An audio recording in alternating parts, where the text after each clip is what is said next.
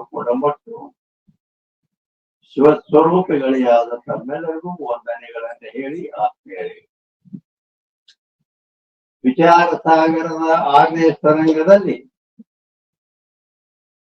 336ನೇ ಅಂಕದಿಂದ ಇವತ್ತಿನ ವಿಷಯವು ಪ್ರಾರಂಭವಾಗುತ್ತದೆ. ವಿಚಾರ ಸಾಗರ 6ನೇ ತರಂಗ 336ನೇ ಅಂಕದಿಂದ ಇವತ್ತಿನ ವಿಷಯವು ಪ್ರಾರಂಭವಾಗುತ್ತದೆ. ಈ ಹಿಂದೆ ಸಾಮಾನ್ಯವಾಗಿ ಆರಂಭದಲ್ಲಿ ಮಂಗಲಾಚರಣೆ ಮಾಡುವುದು ಒಂದು ರೂಢಿ. ಆದರೆ ಆರಂಭದಲ್ಲಿ ಗ್ರಂಥಾರಂಭದಲ್ಲಿ ಜೋಸುಖ ನಿತ್ಯ ಪ್ರಕಾಶ ವಿಭೂ ನಾಮರೂಪ ಆಧಾರ ಅಂತೇಳಿ ವಸ್ತು ನಿತ್ಯ ಸ್ವಲ್ಪ ಮಂಗಲ ಮಾಡಿದ್ರು. ಆದರೆ ಈಗ ಅಗ್ರದ ದೇವನ ಸ್ವಪ್ನದಲ್ಲಿ ಈಗ ಸಂಸ್ಕೃತ ಗ್ರಂಥ ಪ್ರಾರಂಭ ಮಾಡಿದ್ದರಿಂದ ಬೆಳಿಗ್ಗೆ ಅವಾಗ ಮಂಗಲ ಮಾಡಲ್ಪಟ್ಟಿತ್ತು. ಈಗ 366ನೇ ಅಂಕದಿಂದ ವೇದಾಂತ ಶಾಸ್ತ್ರಕರ್ತ ಆಚಾರ್ಯರಿಗೆ ನಮಸ್ಕಾರೋಪಮಗಳು ಮಾಡ್ತಾರೆ. ಅದು ವೇದಾಂತ ಶಾಸ್ತ್ರ ಅಂದ್ರೆ ಏನು, ಆಚಾರ್ಯ ಅಂತ ಯಾರಿಗೆ ಅನ್ಬೇಕು, ನಮಸ್ಕಾರ ಅಂತ ಅದಕ್ಕೆ ಅನಬೇಕು, ಅದನ್ನ ತಿಳಿಸ್ಕೊಂಡು ಟಿಪ್ಪಣಿ ತಿಳಿಸಿಕೊಂಡು ಬಂದಿದೆ. ಈಗ ಈ 6ನೇ ದೋಹ ಸರ್ವಸಾಧಾರಣದರಲ್ಲಿ 4 ಪದ್ಯಗಳಿವೆ. 4 ಸಾಲಿಗೆ 1 ಪದ್ಯ ಅಂತಾರೆ, ಚತುಷ್ಪದ ಅಂತೇಳಿ ಪದ್ಯ ಅಂತವು. ಈಗ ಇಲ್ಲಿ 4 ಅಂದ್ರೆ 16 ಸಾಲುಗಳಿಂದ ಕೂಡಿದೆ ಈ 6ನೇ ದೋಹ. ಅದನ್ನ ವೇದವಾದ ವೃಕ್ಷ ಬನ ವೇದವಾದಿ ವಾಯು ಆಯ್ ಪಕಡ ಹಿಲಾಯ ಕ್ರಿಯಾ ಕಂಟಕ ಪಸಾರಿಕೆ ಅಂತ ಈ ದೋಹ ಐತೆಲ್ಲ, ಇದರದು ನಾ ಕನ್ನಡದಲ್ಲಿ ನಿಮಗ ಅರ್ಥ ಹೇಳಿ ಬಿಡ್ತೇನೆ. ಅಂದ್ರ ವೇದವಾದ ವೃಕ್ಷ ಬನ ಅಂತೇಳಿ ಏನೈತಿ, ವೇದವೆಂಬ ವನದಲ್ಲಿ ಅರ್ಥವಾದ ಅಂದರೆ ಸ್ತುತಿ ಅಥವಾ ನಿಂದ, ಅದಕ್ಕೆ ಅರ್ಥವಾದ ಶಾಸ್ತ್ರದಲ್ಲಿ. ಆ ಅರ್ಥವಾದ ರೂಪ ಮುಳ್ಳಿನಿಂದ ಕೂಡಿದ ಗಿಡಮರಗಳಿರುತ್ತವೆ ಅಲ್ಲಿ ವೇದವೆಂಬ ವನದಲ್ಲಿ. ಆಗ ದ್ವೈತವನ್ನೇ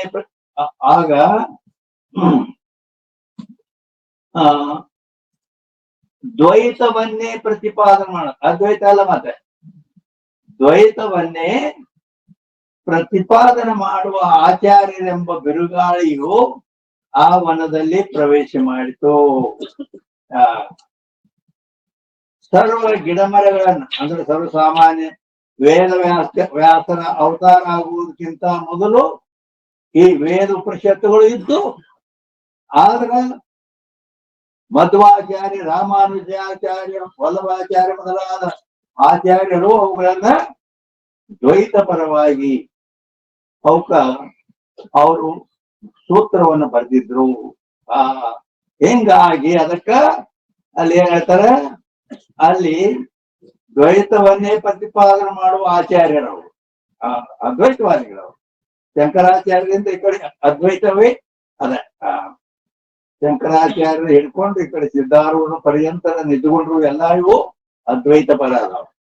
ಆದ್ದರಿಂದ ಆ ಬಿರುಗಾಳಿಯು ಆ ವನದಲ್ಲಿ ಪ್ರವೇಶ ಮಾಡಿ ವೇದವೆಂಬ ವೇದಶಾಸ್ತ್ರಗಳಲ್ಲಿ ಸರ್ವ ಗಿಡ ಮರಗಳನ್ನು ತನ್ನ ಸ್ವಾಧೀನದಲ್ಲಿ ತೆಗೆದುಕೊಂಡು ಅದು ಅಲ್ಲಾಡಿಸಿ ಬಿಟ್ಟಿತು. ಸಕಾಮ ಕರ್ಮವೆಂಬ ಮುಳ್ಳುಗಳನ್ನು ಆ ವನದ ತುಂಬಾ ಹೇಳಿತು. ದ್ವೈತವಾದಿಗಳೇನ್ ಮಾಡ್ತಾರೆ, ಕರ್ಮದಿಂದಲೇ ಮುಕ್ತಿ ಅಂತ ಇದನ್ನು ಸಿದ್ಧ ಮಾಡ್ತಾರೆ. ಅವಾಗ ಅದೇ ನಡೆದಿತ್ತು. ಆಗ ಮತ್ತು ಇನ್ನು ಮುಂದಿನ ಆ ವೇದವಾದವೆಂಬ ಗಾಳಿಯು ವೇದವಾಕ್ಯಗಳೆಂಬ ಬಳ್ಳಿಯಲ್ಲಿ ನಿಷ್ಕಪಟವಾದ ಅತಿ ಶುದ್ಧವಾದ ರಾಗದ್ವೇಷ ರಹಿತವಾದ ಶೋಭಿಸುವಂತ ಏನು ಶಿಷ್ಯ ರೂಪ ಕಮಲ ಪುಷ್ಪಗಳೇನಿದ್ದು ಅವು ಸ್ವಸ್ಥಾನದಿಂದ ಬಿಡಿಸಿ ಸಕಾಮ ಕರ್ಮ ಎಂಬ ಮುಳ್ಳುಗಳಲ್ಲಿ ಪುನಃ ಪುನಃ ಅಲ್ಲಿ ತಿರುಗಿಸುತ್ತಿದ್ದವು. ದಾರಿಕಾರನಾಗಿ ಶ್ರೀ ವಿಷ್ಣು ಭಗವಾನ್ ಅವಾಗ ಏನಾಗ್ತಿದನ್ನು ನೋಡಿ ಈ ಅದ್ವೈತವಾದ ವಸ್ತುವನ್ನ ದ್ವೈತ ಪರವಾಗಿ ಇದು ಮಾಡ್ತಿದ್ರು ಅಂತಂದ ಮೇಲೆ ಅದನ್ನ ನೋಡಿ ಆ ವಿಷ್ಣು ಭಗವಂತನೇ ಅಂದ್ರೆ ಶಂಕರಾಚಾರ್ಯಂ ಕೇಶವಂ ಬಾದರಾಯಣಂ ಅಂತಾರೆ. ಕೇಶವ ಅಂದ್ರೆ ವಿಷ್ಣು, ಬಾದರಾಯಣಂ ಬಾದರಾಯಣ ಯಾಕಂದ್ರೆ ನೋಡ್ರಿ, ಬಾದರಾಯಣ ಅಂದ್ರೆ ಕೇಶವ ಅಂದ್ರೆ ವಿಷ್ಣು, ಮಾಧವ ಕೇಶವ ಅಂತೇಳಿ ವಿಷ್ಣುಗೆ ಹೇಳ್ತಾರೆ. ಆದ್ರ ವೇದ ವ್ಯಾಸರಿಗೆ ಬಾದರಾಯಣ ಅಂತ ಒಂದು ಹೆಸರು ಇದೆ. ಯಾಕಿದೆ?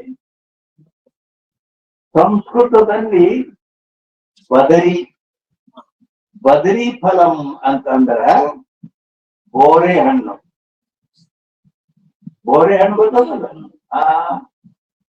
ಆ ವ್ಯಾಸರು ಬೋರೆ ಹಣ್ಣುಗಳನ್ನೇ ತಿಂದು ತಪಸ್ಸು ಮಾಡಿದ್ದರಿಂದ ಅವರಿಗೆ ಬಾದರಾಯಣ ಅಂತ ಹೆಸರು ಬಂದಿದೆ. ಆದ್ದರಿಂದ ಆ ವಿಷ್ಣು ಭಗವಂತನು ಯೋಗ್ಯ ಶಿಷ್ಯ ರೂಪ ಕಮಲವನ್ನು ನೋಡಿ ದುಃಖ ರೂಪ ಕರ್ಮಜಾಲವೆಂಬ ಈ ಸ್ಥಾನವು ಇದಕ್ಕೆ ಯೋಗ್ಯ ಅಲ್ಲ ಅಂತೇಳಿ ತಿಳ್ಕೊಂಡು ನನ್ನ ಸ್ವರೂಪವನ್ನು ಹೊಂದಲು ಯೋಗ್ಯನಿರುವರೆಂದು ವಿಚಾರ ಮಾಡಿ ವ್ಯಾಸರೂಪ ಅವತಾರವನ್ನು ಧಾರಣ ಮಾಡಿಕೊಂಡು ಬಂದು ಆ ಸಾಕ್ಷಾತ್ ವಿಷ್ಣು ವ್ಯಾಸರೂಪ ಅವತಾರ ತಾಳಿಕೊಂಡು ಬಂದು ಆ ಶಿಷ್ಯ ರೂಪ ಕಮಲಗಳನ್ನ ಎತ್ತಿಕೊಂಡು ಧರಿಸಿಕೊಳ್ಳುವಂತವರಾದರು ಅಂತೇಳಿ ನಮ್ಮೊಂದು ಕೊನೆಯದು. ನಂತರ ವ್ಯಾಸ ಮಹರ್ಷಿಗಳು ವಿಚಾರ ಮಾಡಿದ್ದೇನೆಂದ್ರೆ ಕಮಲದಂತೆ ಯೋಗ್ಯರಾದ ಶಿಷ್ಯರನ್ನು ವೇದವಾದಿಗಳು ಅಂದ್ರ ವೇದವನ್ನೇ ಹೇಳೋರು, ದೇವರ ಜೀವನ ಜೀವ ಬ್ಯಾರೆ ದೇವರ ಬ್ಯಾರೆ ಅಂತೇಳಿ ಹಿಂಗ್ ಮಾಡ್ಕೊಂಡು ಮಧ್ವಾಕ್ಯ ಯಾರು ಬ್ಯಾರದವ ಅಂತೇಳಿ ಈ ರೀತಿ ವಿಚಾರ ಮಾಡಿದ್ದೇನೆಂದ್ರೆ ಆ ಕಮಲದಂತೆ ಯೋಗ್ಯರಾದ ಶಿಷ್ಯರನ್ನು ಭೇದವಾದಿಗಳು ಸಕಾಮ ಕರ್ಮ ರೂಪ ಕಂಟಕಗಳಲ್ಲಿ ತಿರಿಸುವಂತೆ ಸೂತ್ರ ರೂಪ ಜಾಲವನ್ನು ರಚಿಸಿ ವೇದವೆಂಬ ವನವನ್ನು ವಿಭಾಗ ಮಾಡಿದರು. ವ್ಯಾಸ ಭಗವಂತನನ್ನು ಈ ಗ್ರಂಥ ಪೂರ್ತಿಗಾಗಿ ನಿಶ್ಚಲದಾಸರು ಉಚ್ಚ ಸ್ವರದಿಂದ ನಮಸ್ಕಾರ ರೂಪ ಮಂಗಲ ಮಾಡಿದ್ದಾರೆ. ಇದು 6ನೇ ದೋಹಾದ ಅರ್ಥ ಹೇಳಲ್ಪಟ್ಟಿತು.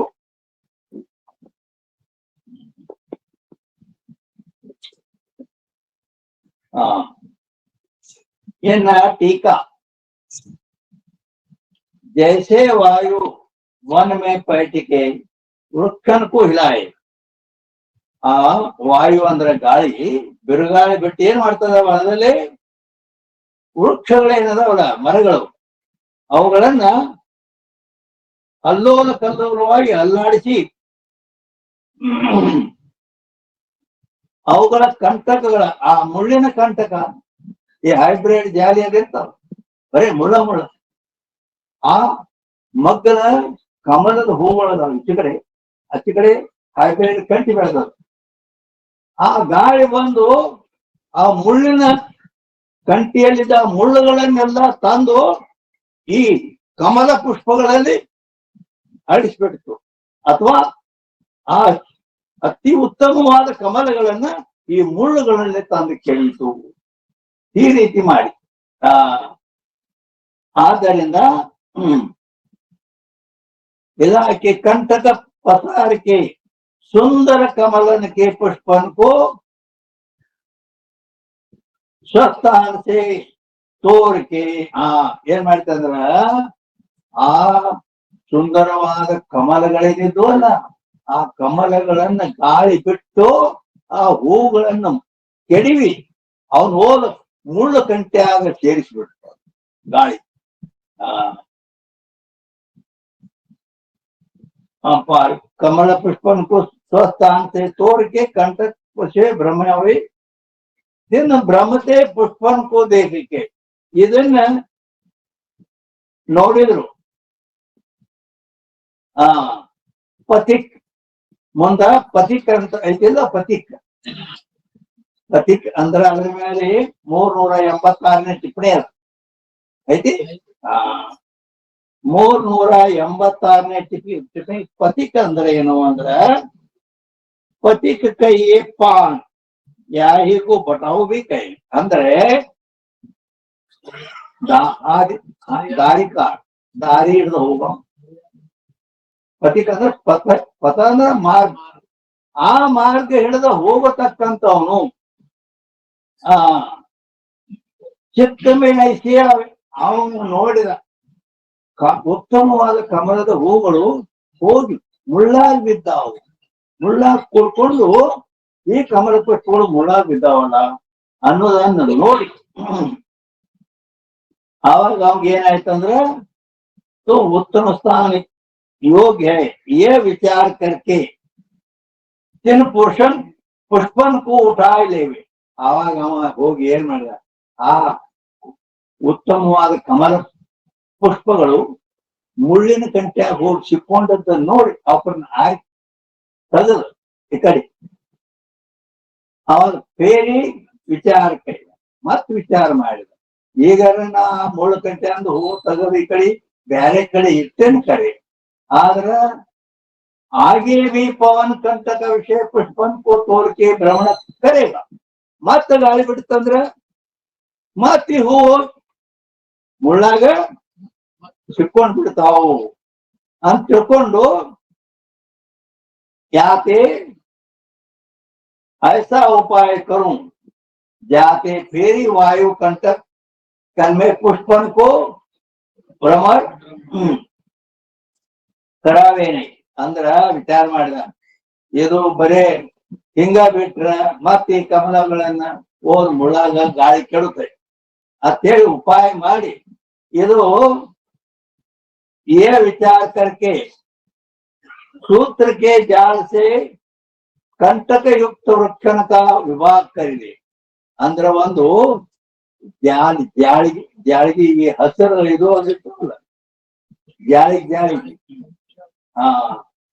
ಆ ಜಾಲವನ್ನ ತಯಾರು ಮಾಡಿ ಅದಕ್ಕ ಏನ್ ಮಾಡ್ಬಿಟ್ರು ಆ ಮುಳ್ಳಿನ ಕಂಟಿ ಈ ಕಡೆ ಅದಾವು ಈ ಕಮಲದ ಹೂ ಈಚೆ ಕಡೆ ಅದಾವು ಆ ನಡುಮಧ್ಯದಲ್ಲಿ ಜಾಲ ಒಂದ್ ಜಾಳಿಗೆ ಕಟ್ಬಿಟ್ರು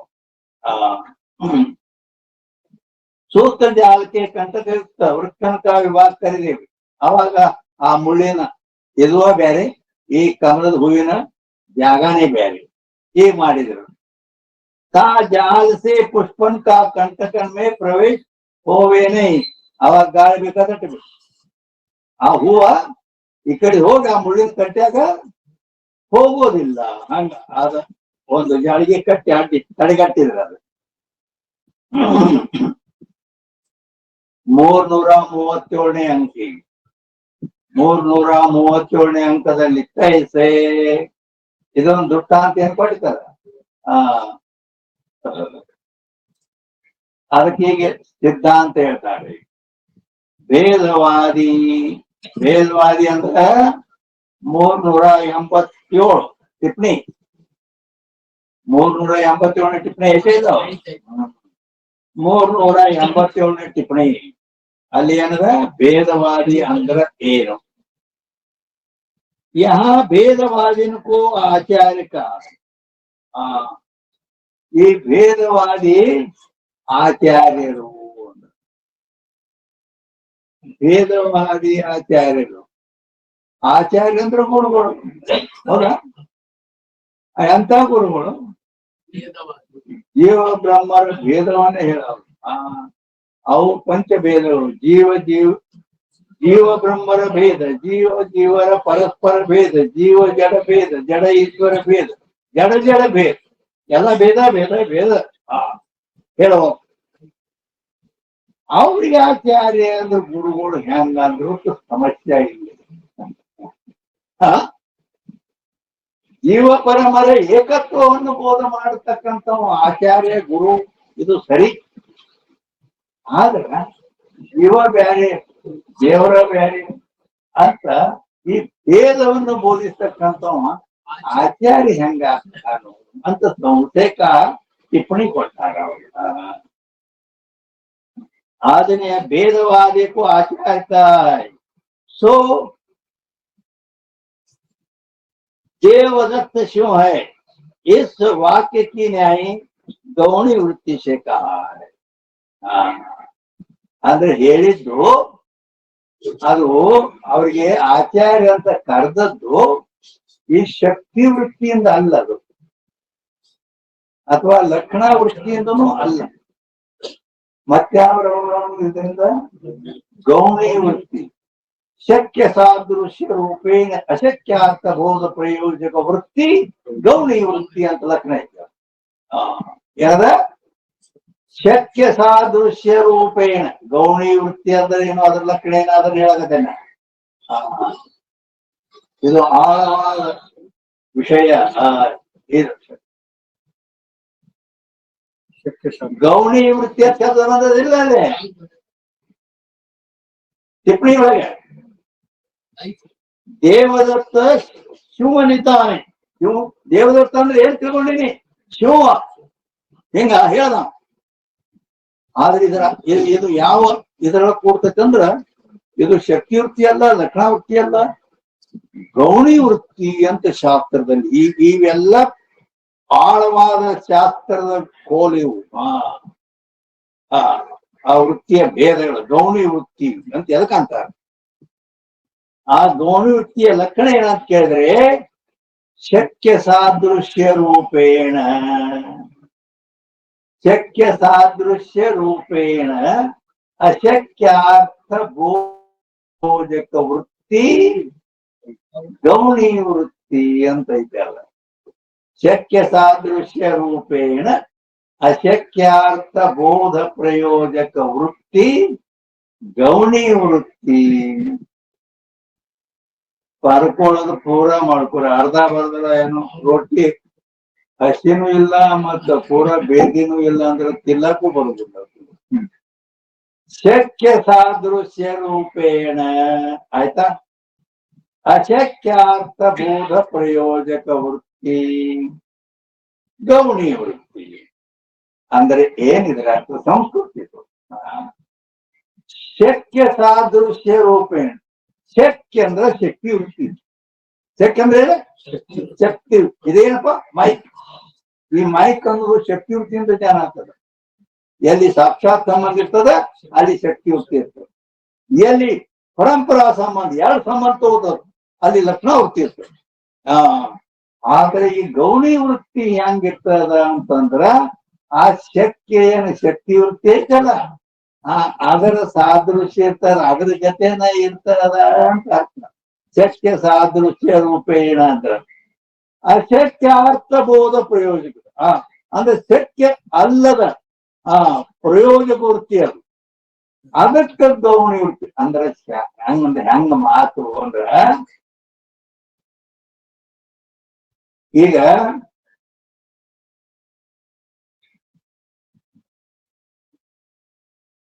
ಆ ಸನ್ಯಾಸಿ ಅನ್ನೋದಲ್ಲ, ಆ ಸನ್ಯಾಸಿ ಅಂದ್ರೆ ಏನ್ ತಿಳ್ಕೊಂಡಿದ್ವಿ, ಬೆಂಕಿದ್ದ ನಾವು ಹೇಳ್ದ ಗೊತ್ತಾಗ್ತಿಲ್ಲ.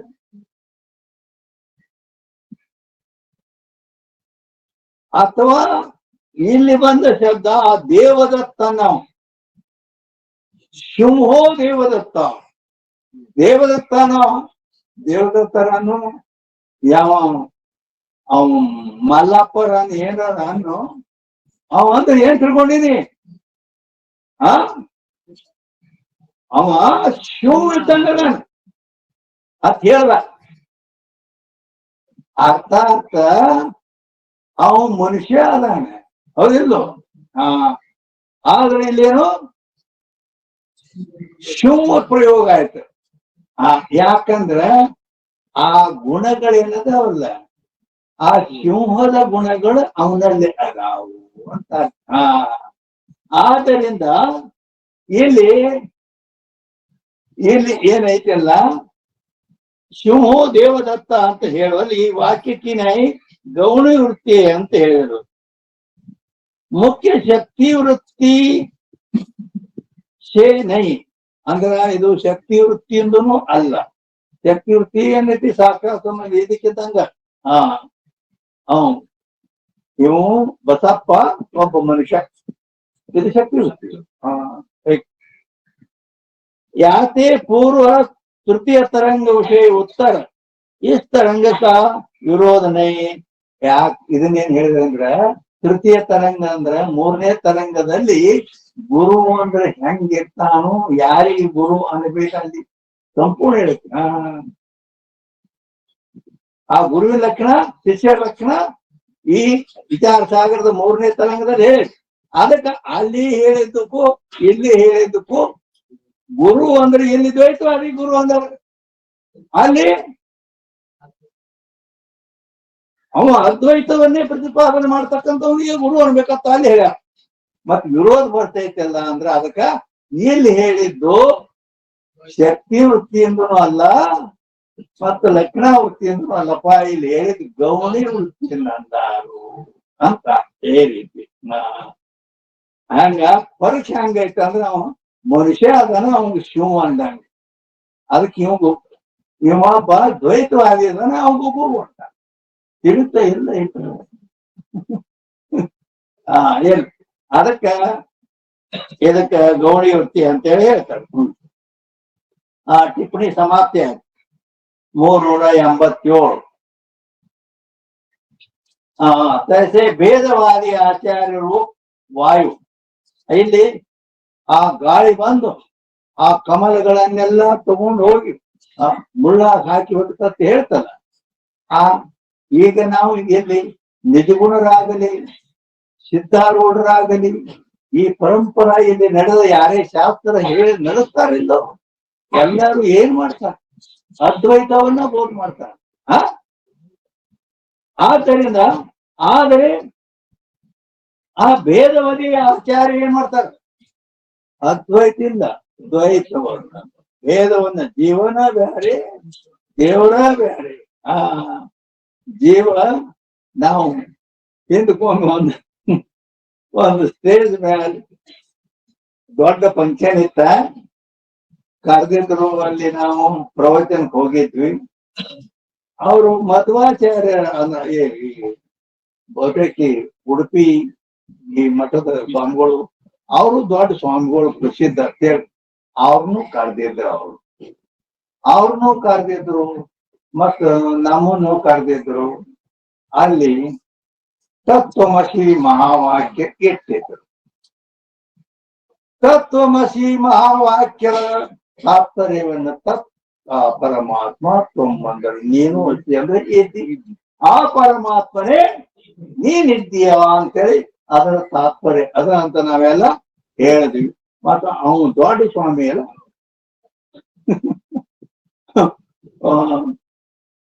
ಉಡುಪಿ ಮಠದ ದೊಡ್ಡ ಸ್ವಾಮಿ.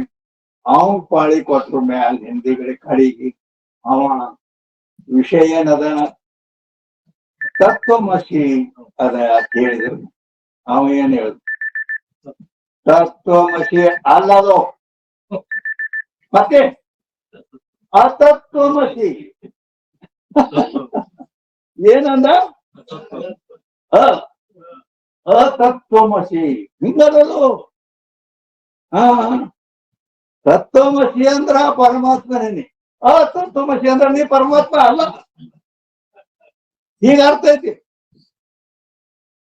ಮತ್ ನೀವು ಹಿಂಗ ಹೇಳ್ತೀರಂದ್ರ ನಮ್ ಸಂಪ್ರದಾಯ ಹಿಂಗ ಐತಿ. ಅದ್ರ ಪ್ರಕಾರ ಹೇಳ ಅಂದ್ರ ಅರ್ಥಾತ್ ಈ ರೀತಿ ದ್ವೈತವಾದದಲ್ಲಿ ಜೀವ ಪರಮರ ಏಕತ್ವ ಇಲ್ಲ, ಅದು ಭೇದವನ್ನೇ ಬೋಧಿಸ್ತಕ್ಕಂಥದ್ದು. ಅದನ್ನ ಇಲ್ಲಿ ಒಂದು ಗಾಳಿಗೆ ವರ್ಣನೆ ಮಾಡ್ಯಾರ. ದ್ವೈತವಾದವೆಂಬ ವಾಯು ಬಂದು ಈ ಯಾವ ಅದ್ವೈತ ಬೋಧಕ್ಕೆ ಯೋಗ್ಯರಾದ ಅಧಿಕಾರಿಗಳು ಏನದಲ್ಲ, ಅವರಿಗೆ ಕಮಲ ಪುಷ್ಪದ ದುಕಾನ್ ಕೊಟ್ಟಾರ. ಅವನು ಓದು ಮುಳ್ಳಿನ ಕಂಟ್ಯಾಗ ಅಂದ್ರೆ ಅವು ದ್ವೈತವಾದದಲ್ಲಿ ಕೆಡುತ್ತಾರೆ. ಹೀಗೆಲ್ಲ ತಾತ್ಪರ್ಯ ಅದಕ್ಕಾಗಿ ಅವ್ರಿಗೆ ಆಚಾರ್ಯ ಅಂತ ಹೇಳ್ಯಾರ. ಸೋ ವೇದ ರೂಪಿ ವನ್ಕೆ ವಾಲ್ಕೈಯೇ ಅರ್ಥವಾದ ಏನ जो कंटक सहित वृक्ष है जिनते सकाम कर्म रूप कंटकन प्रवर्तक करके अंದ್ರ ಈಗ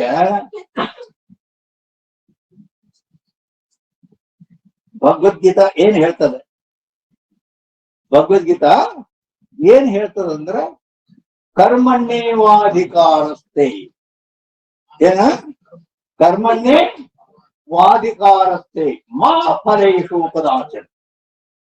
ನಿನಗೆ ಹೇ ಅರ್ಜುನ ನಿನಗೆ ಕರ್ಮದಲ್ಲಿ ಅಧಿಕಾರ, ಕರ್ಮಣ್ಣೇವ ಅಧಿಕಾರಸ್ಥೆ ಮಾ ಫಲೈ ಫಲದ ಮಾ ಅಂದ್ರ ಬೇಡ, ಫಲದ ಅಪೇಕ್ಷೆ ಮಾಡಬೇಡ, ನಿಷ್ಕಾಮ ಕರ್ಮವನ್ನು ಮಾಡ.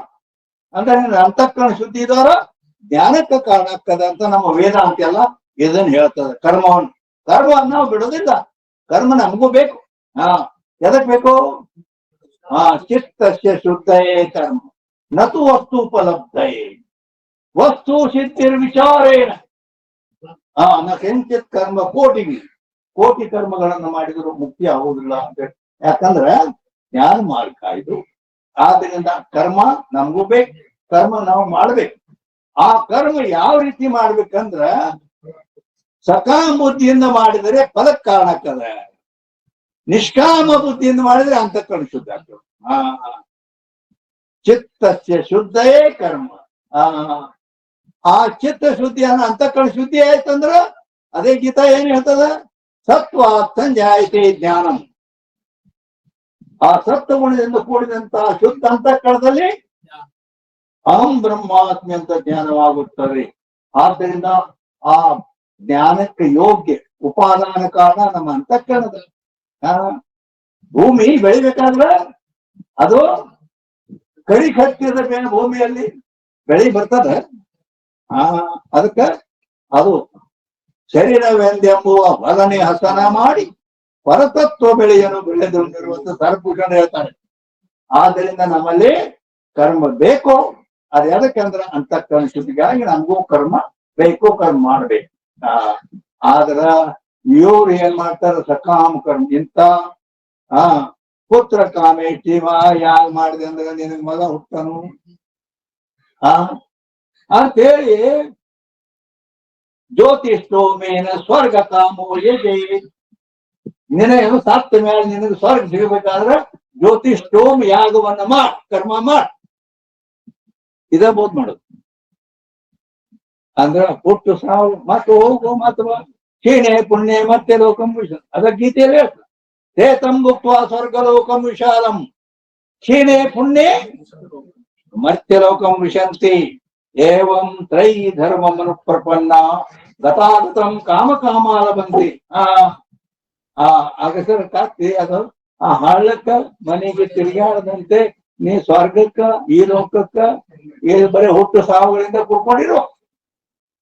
ಸ್ವರ್ಗ ಬೇಕಂದೆ ಅಂದ್ರೆ ದ್ವೈತವಾದ ಕರ್ಮದಿಂದ ಇದು ಸ್ವರ್ಗ ಪ್ರಾಪ್ತಿ ಆಗ್ತದೆ, ಜ್ಞಾನದಿಂದ ಮುಕ್ತಿ ಸಿಗ್ತದೆ. ಜ್ಞಾನಾದೇವತು ಕೈವಲ್ಯಂ. ಆದ್ದರಿಂದ ಅದಕ್ಕ ಸಕಾಮ ಕರ್ಮದಲ್ಲಿ ಮುಳ್ಳ ಅಂತ ಉದಾಹರಣೆ ಕೊಟ್ಟಾರ. ಸಕಾಮ ಕರ್ಮಗಳಿಗೆ ಮುಳ್ಳ. ಯಾಕಂದ್ರೆ ದ್ವೈತವಾದಿಗಳು ಇದೇ ಕರ್ಮ ಮಾಡತ್ತೇಳಿ ಅವ್ರು ಅದನ್ನು ಸಕಾಮ ಕರ್ಮ ಕಟ್ಬಿಡ್ತಾರೆ. ಮತ್ತೆ ಓಡ್ತದೆ ಜನ್ಮ ಹುಟ್ಟು ಸಾವುಗಳಿಗೆ ಕಾರಣ. ಆದ್ದರಿಂದ ವಿಚಾರಕರೇ ಸೂಕ್ತ ಜಾಸ್ತಿ ಕಂಟಕಯುಕ್ತ ವಕ್ಷಂಕ ವಿವಾದ ಕಡಿದೇವೆ. ತಾ ಜಾಸ್ತಿ ಪುಷ್ಪಂಕ ಕಂಠಕ್ಕೆ ಪ್ರವೇಶ ಹೋವೇನೆ. ಅದಕ್ಕಾಗಿ ಅಲ್ಲಿ ವ್ಯಾಸರ ಏನ್ ಮಾಡಿಬಿಟ್ರು, ಒಂದು ಜಾಲವನ್ನ ತಯಾರು ಮಾಡಿ ಆ ಮುಳ್ಳಿನ ಕಂಟಿ ಬ್ಯಾರೆ, ಈ ಕಮಲದ ಪುಷ್ಪಗಳು ಬ್ಯಾರೆ ಅಡ್ಡ ಒಂದು ಜಾಳಿಗೆ ಹಾಕಿಬಿಟ್ರು. ಇವು ಹೋಗಿ ಆ ಮುಳ್ಳಾಗ ಬೀಳಬಾರ್ದು ಏನಿತ್ತು. ಅದರಂತೆ ಭೇದವಾದಿ ಆಚಾರ್ಯ ರೂಪ ವಾಯು जो वेद रूपी वन के वाद कहिए अर्थवाद कंटक सहित तिनमें सकाम कर्म रूप कंटक ಪ್ರವರ್ತಕರಿಕೆ ಅಂದ್ರೆ ಸಕಾಮ ಕರ್ಮವನ್ನೇ ಬೋಧ ಮಾಡುದು. सरल कहिए कपट रहित जो सुशुद्ध कहिए अति शुद्ध रागादि दोष रहित जो ಶಿಷ್ಯ ರೂಪ ಶಿಷ್ಯರು ಎಂತವ್ರದಾರೋ ಅತಿ ಉತ್ತಮವಾದಂತ ಶಿಷ್ಯರದಾರ ಅಂದ್ರೆ ಅರ್ಥಾತ್ ಜ್ಞಾನಕ್ಕೆ ಯೋಗ್ಯರಾದ ಶಿಷ್ಯರದಾರ. ಅವರೆಲ್ಲ ನಿಷ್ಕಾಮ ಕರ್ಮಾದಿಗಳನ್ನು ಮಾಡಿ ಅಂತಃಕರಣ ಶುದ್ಧಿ ಮಾಡಿ ಪವಿತ್ರವಾಗಿ ಪರಿಪಕ್ವ ಹೃದಯ ಉಳ್ಳವರಾಗ್ಯಾರ. ಪರಿಪಕ್ವ ಹೃದಯರಲ್ಲದ ಮಂದ ಮನುಜರಿಗೆ ಬರಿದೆ ಬೋಧಿಪನೆಂಬ ಭ್ರಮೇಕ ಮನುಜ ಸರ್ಪುಷಣ ಹೇಳ್ತಾರೆ. ಆದ್ದರಿಂದ ಪರಿಪಕ್ವ ಹೃದಯ ಆಯ್ತಂದ್ರ ಅದು ಕರ್ಮವನ್ನು ನಿಷ್ಕಾಮ ಬುದ್ಧಿಯನ್ನು ಮಾಡಿದರೆ ಆ ಅಂತಃಕರಣ ಪರಿಪಕ್ವ ಈ ರೀತಿ ಆಗ್ತದೆ. ಆದ್ರಿಂದ ಇಲ್ಲಿ ಏನಾಯ್ತಂತಂದ್ರ ಆ ಕಮಲದಂತೆ ಇದ್ದ ಶಿಷ್ಯರನ್ನ ತಿಳ್ಕೋ समाज रूप जे स्वस्थान तासे तोड़ के सकाम कर्म रूप कंटकನ ವಿಷಯ ಬ್ರಹ್ಮಾವತಿ ದೇಖಕ್ಕೆ ಅವರು ಈ ಶಾಸ್ತ್ರವನ್ನು ಶ್ರವಣ ಮಾಡಿ ಮನನ ಮಾಡಿ ನಿಧಿಧ್ಯಾಸನ ಸವಿಕಲ್ಪ ಸಮಾಧಿ ನಿರ್ವಿಕಲ್ಪ ಸಮಾಧಿಗೆ ಹೋಗತಕ್ಕಂತ ಯೋಗ್ಯ ಅಧಿಕಾರಿಗಳನ್ನ ಬಿಡಿಸಿ ಕರ್ಮ ಮಾಡಿ ಅಂತೇಳಿ ಅವ್ರನ್ನ ಕರ್ಮದಲ್ಲಿ ಪ್ರವೃತ್ತಿ ಮಾಡ್ತಾರ. ಪತಿಗೆ ಸಮಾನ ವ್ಯಾಪಕ ವಿಷ್ಣುವನೇ ವಿಚಾರ ಕಿಯ ಆ ಆದೇಶನಾದಂತ ಯಾವ ವಿಷ್ಣು ಆ ವಿಷ್ಣುವೇ ಕೇಶವಂ ಬಾದರಾಯಣಂ ಅದ ವ್ಯಾಸರೂಪ ಅವತಾರವನ್ನು ತಾಳಿ ಬಂದು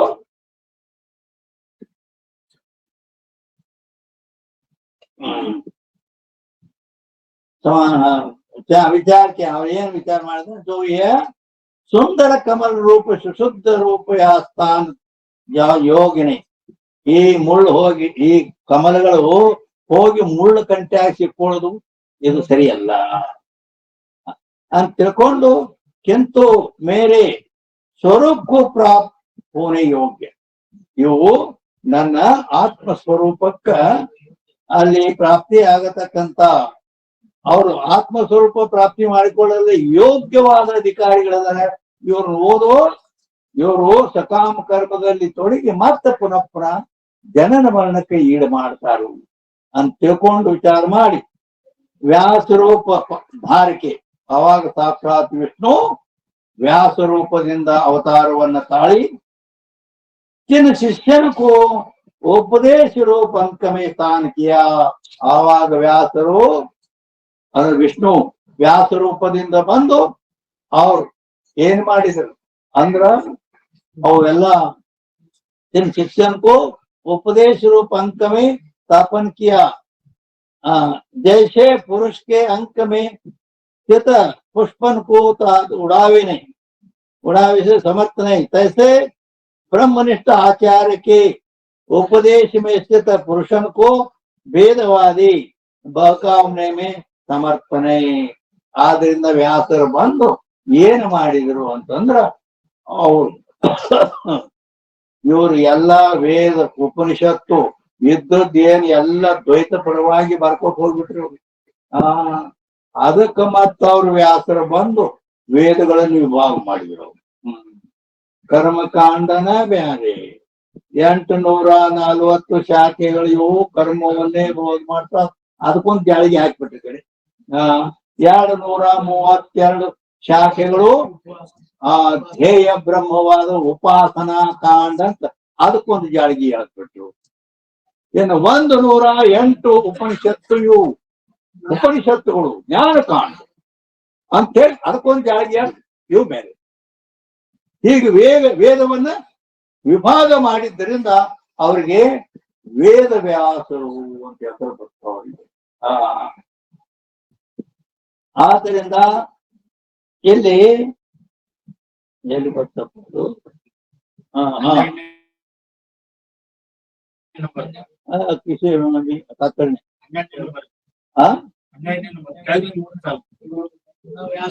प्रवृत्ति बोध के योग्य तिनकाई स्वाभाविक निषिद्ध जो ಇಲ್ಲಿ 338 ಅಲ್ಲ ಅಂಕ ಅದರ ಕೆಳಗೆ 330 ಕೆಳಗಿಂದ 3ನೇ ಸಾಲ 12 ನಂಬರ್ ಐತಿ ನೋಡಿ. ಇದಕ್ಕಿನ ಸೈಡ್ ರೀ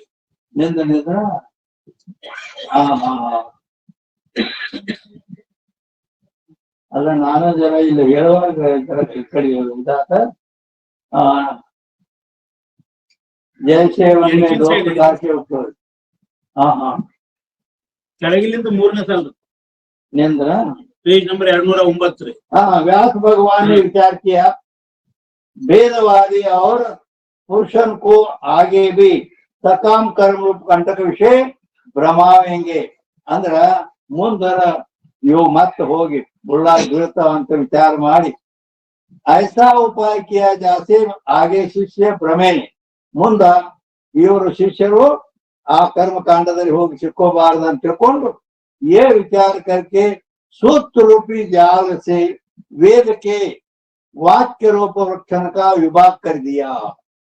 ಅವಾಗ ಅಲ್ಲಿ ಜಾಳ್ಗಿ ಎಳೆದು ಆ ಕರ್ಮದ ಡಿಪಾರ್ಟ್ಮೆಂಟ್ ಬ್ಯಾರೆ ಈ ಜ್ಞಾನದ ಡಿಪಾರ್ಟ್ಮೆಂಟ್ ಬ್ಯಾರೆ ಅಂತೇಳಿ ಜಾಳ್ಗಿ ಬ್ಯಾರೆ ಬ್ಯಾರೆ ಭಿನ್ನ ಮಾಡಿಬಿಟ್ರು. ವೇದವನ್ನ ವಿಭಾಗ ಮಾಡಿಬಿಟ್ರು. जैसे वन में 2 प्रकार के वृक्ष होवे ಇದು ಸಿಕ್ಕದ ನಿಮ್ಗೆ. ಒಂದು ವನದಲ್ಲಿ 2 ಪ್ರಕಾರದ ವೃಕ್ಷಗಳು ಇರುತ್ತವೆ.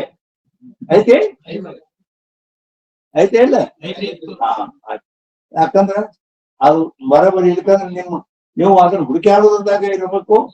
ನಾನಾ ಒಮ್ಮೆ ಕಳ್ಕೊಂಡೆಲ್ಲ ಆಗ್ರೆ ಅದಕ್ಕಾಗಿ ಮತ್ತೆಲ್ಲ ಕಡೆ ಹೋಗ್ತೀವಿ. ವನದಲ್ಲಿ 2 ಪ್ರಕಾರದ ವೃಕ್ಷಗಳು ಇರುತ್ತವೆ. ಸಕಂಟಕ ಕಂಟಕರೈ. ಸಕಂಟಕ ಅಂದ್ರ ಮುಳ್ಳಿನ ಗಿಡಗಳು, ಕಂಟಕ ರೈತ ಅಂದ್ರ ಮುಳ್ಳಿಲ್ಲದಂತ ಈ ಹೂವಿನ ಗಿಡಗಳು. ಕಮಲದ ಇದು ಜಿನ್ಕಾ ಜಾಲಸೆ ವಿಭಾಗ ಕರಿದೇವೆ ಅವುಗಳನ್ನ ಇವು ಮುಳ್ಳಿನ ಗಿಡ ಇವು ಬ್ಯಾರೆ, ಇವು ಮುಳ್ಳಿಲ್ಲದ ಕಮಲದ ಪುಷ್ಪಗಳು ಇವು ಅಂತ ನಡು ಒಂದು ಜಾಳ್ಗಿ ಎಳೆದು ಬಿಡುದು. ಕರ್ದೇವಿ ಜಾल से पुष्पन का कंटक सहित वृक्षन से प्रवेश ಹೋವೇನೆ. ಆ ಜಾಳ್ಗಿ ಎಳೆದದ್ರಿಂದ ಈ ಮುಳ್ಳಿನ ಗಿಡದ ಕಡೆ ಈ ಕಮಲಗಳ ಪುಷ್ಪಗಳು ಅಲ್ಲಿ ಹೋಗಿ ಆ ಮುಳ್ಳಾಗಿ ಸಿಕ್ಕೊಳ್ಳೋ ಇಲ್ಲ. ಹಾಗೆ ಮಾಡಿದರು. तैसे वेद में 2 प्रकार के वाक्य. ಗಿಡಗಳಲ್ಲಿ ಕೆಲವು ಮುಳ್ಳಿನ ಗಿಡ, ಕೆಲವು ಮುಳ್ಳಿಲ್ಲದ ಗಿಡಗಳು ಹೆಂಗಿರ್ತಾವೋ ಅದೇ ರೀತಿ ವೇದದಲ್ಲಿ 2 ಪ್ರಕಾರದ ವಾಕ್ಯಗಳಿರುತ್ತವೆ. ಅದಕ್ಕ ವೇದದಲ್ಲಿ 2 ಪ್ರಕಾರದ ವಾಕ್ಯಗಳಿರುತ್ತವೆ ಅಂತ ಗೊತ್ತಲ್ಲ ಶಬ್ದ. ವೇದದಲ್ಲಿ 2 ಪ್ರಕಾರದ ವಾಕ್ಯಗಳಿರ್ತಾವ ಅಂದ್ರ ಯಾವ ವೇದದಲ್ಲಿ, ಯಾವ ಉಪನಿಷತ್ತಿನಲ್ಲಿ ಎಲ್ಲಿ ಬಂದದು? ವೇದದಲ್ಲಿ 2 ಪ್ರಕಾರದ ವಾಕ್ಯ ಅಂತ ಕೇಳಿದರೆ ಕೃಷ್ಣ ಯಜುರ್ವೇದಿಯ ಕಠೋಪನಿಷತ್ತಿನಲ್ಲಿ, ಎಲ್ಲಿ? ಕೃಷ್ಣ ಯಜುರ್ವೇದ ಕಠೋಪನಿಷತ್ತಿನ 1ನೇ ಅಧ್ಯಾಯದ 2ನೇ ವಲ್ಲಿಯ 2ನೇ ಮಂತ್ರದಲ್ಲಿ ಈ ಮಾತು ಬಂದದ. ಏನಂತ ಬಂದದ? ಶ್ರೇಯಶ್ಚ ಪ್ರೇಯಶ್ಚ ಮನುಷ್ಯಮೇತಸ್ಥೌ ಸಂಪರೀತ ವಿವಿನಕ್ತಿ ಧೀರ. 2 ಪ್ರಕಾರ ಯಾವ ಅಂದ್ರ ಶ್ರೇಯಶ್ಚ ಪ್ರೇಯಶ್ಚ. ಶ್ರೇಯ ಅಂದರೆ ಹಿತಕರವಾದದ್ದು, ಪ್ರೇಯ ಅಂದರೆ ರುಚಿಕರವಾದದ್ದು. ಹಿಂಗ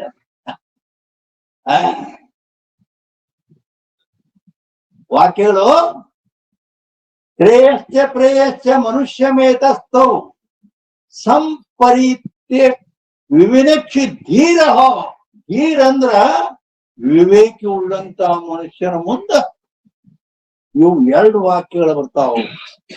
ಶ್ರೇಯ ಪ್ರೇಯ ಅಂದ್ರ ಈಗ ಸಾಮಾನ್ಯವಾಗಿ ಜ್ಞಾನಾದೇವತು ಕೈವಲ್ಯಂ ಅಂತ ಬಂದರೆ ಜ್ಞಾನ ಮಾಡ್ಕೊಂಡೆ ಅಂದ್ರೆ ನಿನಗೆ ಕೈವಲ್ಯ ಅಂದ್ರೆ ಮುಕ್ತಿ ಆಗ್ತದ ಅಂತ ಹಿಂಗ್ ಬಂದ. ಇನ್ನೊಂದು ವಾಕ್ಯ ಜ್ಯೋತಿಷ್ಠೋಮೇನ ಸ್ವರ್ಗ ಕಾಮೋ ಯಜತಿ. ವೇದ ವೇದೊಳಗಿಲ್ಲ, ಆದ್ರೆ ಕರ್ಮಕಾಂಡದೊಳಗೆ ಬಂದಿದೆ. ಜ್ಯೋತಿಷ್ಠೋಮೇನ ಸ್ವರ್ಗ ಕಾಮೋ ಯಜೆ. ಯಾರು ನಾಳೆ ಸತ್ತ ಮೇಲೆ ಸ್ವರ್ಗಕ್ಕೆ ಹೋಗ್ಬೇಕಂತೀರಿ, ಜ್ಯೋತಿಷ್ಠೋಮ ಯಾರು ಮಾಡಿಬಿಡ್ರಿ, ಕರ್ಮ ಮಾಡಿದ್ರ ಅಂದ್ರೆ ನೀವು ಸ್ವರ್ಗಕ್ಕೆ ಹೋಗ್ತೀರಿ. ಸ್ವರ್ಗಕ್ಕೆ ಅಲ್ಲಿ ಏನೈತಿ, ಅಲಾ ನೀನು ಅಲ್ಲಿ ಏನೈತೆ ಅಂದ್ರ ರಂಭಾ, ತಿಲೋತ್ತಮ, ಉರ್ವಶಿ ಎಂತಿಂತ ಅಪ್ಸರ ಸ್ತ್ರೀಯರದಾರ. ಮತ್ತ ಅಲ್ಲಿ ನಂದನವನ ಐತಿ, ಅಮೃತ ಪಾನ ಮಾಡೋದೈತಿ. ಅಲ್ಲಿ ಬೇಕಾದ ಪುಷ್ಪ ವಿಮಾನದಲ್ಲಿ ಬೇಕಾದಲ್ಲಿ ಹೋಗಾಕ್ ಬರ್ಲಾಕ್ ದೇವತೆಗಳ ಮೇಲೆ ರಾಜ. ಎಂತ ಸುಖ ಅಲ್ಲಿ ಸ್ವರ್ಗದಲ್ಲಿ ಐತಿ. ಹಿಂಗ ಸ್ವರ್ಗದ ಆಸೆ ಹಚ್ಚೋದವ್ರಿಗೆ. ಆದ್ದರಿಂದ ಇದಕ್ಕೆ ಪ್ರೇಯ ಅಂತಾರೆ. ಶ್ರೇಯ ಅಂದ್ರ ಮೋಕ್ಷ ಮಾರ್ಗ, ಪ್ರೇಯ ಅಂದ್ರ ಭೋಗ ಮಾರ್ಗ. ಇದನ್ನ ನಿಮಗ ಒಂದು ಹಳ್ಳಿ ಭಾಷೆಯಲ್ಲಿ ಹೇಳಬೇಕಂದರೆ, ಒಂದು ಶ್ರೇಯ ಅಂದ್ರ ಹಿತಕರವಾದದ್ದು, ಪ್ರೇಯ ಅಂದ್ರ ರುಚಿಕರವಾದದ್ದು. ಅಂದರೆ ಈಗ ನಿನಗೆ ಆರಾಮಿಲ್ಲ, ಏನಿಲ್ಲ ಆರಾಮಿಲ್ಲ, ಜ್ವರ ಬಂದಾಗತ್ತೇವ್, ದಿನ ಜ್ವರ ಬಂದು ಇದಾಗ್ಯದ. ಅದಕ್ಕೆ ಕೆಮ್ಮ ಜ್ವರ ಬಂದ್ಬಿಟ್ಟ, 1,000 ಕೆಮ್ಮಿ ಬೆಳಕ ನಿದ್ದೆ ಮಾಡ್ಬಿಟ್ಟು ಜ್ವರ ಬಂದ್ಬಿಟ್ಟವು. 15 ದಿನ ಆದ್ರೂ ಕಡಿಮೆ ಆಗುವ ಡಾಕ್ಟರ್ ಹತ್ತಿರ ಹೋದಾಗ ಔಷಧ ಕೊಟ್ಟು, ಔಷಧ ಕುಡಿ ಅಂತಂದ್ರು. ಔಷಧ ಕೈ ಇರ್ತದ, ಹೌದಿಲ್ಲ? ಆದ್ರೆ ಇವೇನಂತ, ನನಗ ಆ ಕಾಂದಾ ಬಜಿ ಕರ್ದಿತ್ತಂದ, ಉಳ್ಳಿಗಡ್ಡಿ ಕಾಂದಾ ಬಜಿ, ಆ ಬಜಿ ತಗೊಂಡ್ಬಾರಿ. ನನ್ ಬಾಯಿ ಉರಿ ಬಂದು ಬಹಳ ಹೊಲಸಾಗೈತಿ, ಆ ಬಜಿ ತಿನ್ನಂಗ ಆಗೈತಿ. ಬಜಿ ಎಷ್ಟು ರುಚಿಕರ ಇರ್ತೈತಿ ಅಂತ ಅಮಾತ ನೋಡಿ. ಅಲ್ಲ, ನೀನು ಆ ಕಹಿಯಾದ ಔಷಧ ಕುಡ್ದಿ ಅಂದ್ರ ಆರೋಗ್ಯ ಆಕೈತಿ, ಹಿತಕರ ಅದು. ಅದನ್ನ ಬಿಟ್ಟು ರುಚಿಕರವಾದ ಆ ಕರ್ದದ ಉಳ್ಳಿಗಡ್ಡಿಗೆ ಬಜಿ ಇದಾವಲ್ಲ, ಆ ಬಜಿ ತಗೊಂಡ್ ಬರಲ್ಲ. ಯಾಕಂದ್ರೆ ಬಾಯಿಗೆ ಬಹಳಷ್ಟು ಸ್ವಾದ, ಉರಿ ಬಂದು ಬಾಯಿ ಎಲ್ಲ ಹೊಂದೋಗೈತಿ. ಏನ್ ಬಜಿ ತಿನ್ನಕ್ಕೆ ಉರಿ ಕೆಮ್ಮ ಟಿವಿ ಹತ್ಬಿಟ್ಟೈತಿ. ಮತ್ತೇನು ಕೆಮ್ಮ ಮತ್ತೇನು ಕಡಿಬೇಕತ್ತೆ ಬಜಿ ತಿಂದ್ರ? ಅದು ಇದು ರುಚಿಕರ ಐತಿ, ಕರೆ ನಿನಗೆ ದುಃಖ ಕೊಡ್ತೈತಿ. ಈ ಸ್ವರ್ಗಾದಿ ಭೋಗಗಳು ಆ ರುಚಿಕರ ಇದ್ದಂತದ. ಆದ್ರ ಗೀತಾ ಹೇಳ್ತದ, ಕ್ಷೀಣೆ ಪುಣ್ಯ ಮತ್ತೆ ಲೋಕಂಬಿ ಹುಟ್ಟೋತಾವ್ದು ನಿನಗೆ ಬೆನ್ನ ಆಗ್ತದ.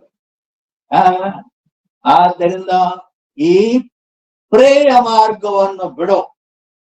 ಶ್ರೇಯ ಮಾರ್ಗ ಔಷಧ ಇದ್ದಂತೆ. ಅದಕ್ಕ ಹೀರನಾದಂತವ ಅವ ಶ್ರೇಯ ಮಾರ್ಗವನ್ನೇ ಹೊಂದುತ್ತಾನೆ. ಮಳ್ಳ ಮನುಷ್ಯ ಈ ಪ್ರೇಯವಾದ ಈ ಕರ್ಮದಿಂದ ಸ್ವರ್ಗಾದಿ ಸುಖ ಆ ಕಡೆ ಹೋಗ್ತಾನೆ ಅಂತ ಕೃಷ್ಣ ಯಜುರ್ವೇದದ ಕಠೋಪನಿಷತ್ತಲ್ಲೇ ಪ್ರೇಯಶ್ಚ ಮನುಷ್ಯ ಮೇತಸ್ಥೌ ಸಂಪರಿತ್ಯ ವಿವನಕ್ತಿ ಧೀರ ಅಂತ ಹೇಳಿ 2 ಪ್ರಕಾರದ ವಾಕ್ಯಗಳಿರ್ತಾವ, ಬಂದದಿಲ್ಲ ಇಲ್ಲಿ. ಆದ್ದರಿಂದ ಎಲ್ಲಿ ಹೊರಟೋನು ಆಯ್ತು, ಇಲ್ಲೇ ಐತಿ. तैसे वेद में 2 प्रकार का वाक्य, ವೇದದಲ್ಲಿ 2 ಪ್ರಕಾರ ವಾಕ್ಯದ. ಅದನ್ನ ಹೇಳಿದ ಶ್ರೇಯಸ್ 2 ಪ್ರಕಾರ ವಾಕ್ಯದವು. ಶ್ರೇಯ ಅಂದ್ರೆ ಮೋಕ್ಷ ಮಾರ್ಗ, ಪ್ರೇಯ ಅಂದ್ರೆ ಬಾಯಿ ಕೆಮ್ಮ ಉರಿ ಬಂದು ಟಿವಿ ಆಗ್ಯದ, ಕರ್ದು ಬಜಿ ತಗೊಂಡ್ ಬರೀಲಕದೇನ. ಈ ರೀತಿ ಐತಿ, ರುಚಿ ಹತ್ತರೆ ದುಃಖ ಕೊಡ್ತೇವೆ.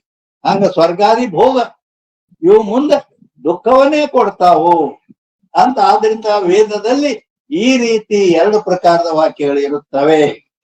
एक तो कर्म की स्तुति करके कर्म विषय ಬಹಿರ್ಮುಖ पुरुष की ಪ್ರವೃತ್ತಿ करावे ಇದನ್ನೆಲ್ಲ ಹೇಳೋಣ ಅಲ್ಲಿ ಎಲ್ಲಾ ಸ್ವರ್ಗದಲ್ಲಿ ಏನೇನು ಬಹಳ ಅದೇನು ಸುಖ ಅಂದ್ರೇನು ಅಮೃತಪಾನ ಅದು ರಂಭಾ ತಿಲೋತ್ತಮ ಅಪ್ಸರ ಸ್ತ್ರೀಯರ ಭೋಗ ಎಲ್ಲ ಏನ್ ಬೇಕಾದ ಪುಷ್ಪ ವಿಮಾನದಲ್ಲಿ ಕೂತು ಎಲ್ಲಿ ಬೇಕಾದಲ್ಲಿ ತಿರುಗಾಡಬಹುದು ಹೋಗ್ಬಹುದು ಬರ್ಬಹುದು ಹಿಂಗೆಲ್ಲ ಸ್ವರ್ಗದ ವರ್ಣನ ವೇದಲ್ಲೇ.